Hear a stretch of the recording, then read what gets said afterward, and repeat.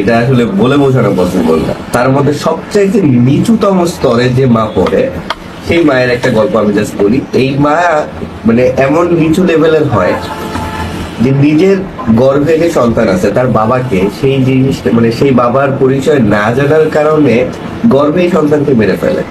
এইরকম নিচু স্তরের মা থাকে, পৃথিবীতেই আছে। আমি তো বাবা হিসাবে যথেষ্ট খারাপ।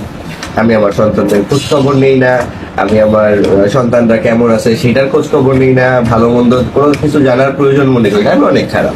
কিন্তু ভাই, আমি প্রাউড ফিল করি যে আমি একটা মেয়ে না, বা আমি একটা ওই রকম নিচু স্তরের নারী না, মানে পুরুষ হয়ে জন্ম হয়েছি, যে কারণে ওই রকম মায়েদের মতো হইতে হয় নাই যে গর্ভে সন্তান তাকে মেরে ফেলতে হবে তার বাবার পরিচয় না জানার কারণে। হ্যাঁ, তো আমি বাবা হিসাবে যতটুকু খারাপ হই না কেন, মা হিসাবে এতটা ঘৃণিত না, এতটা জঘন্য মা না, এতটা জঘন্য বাবাও না।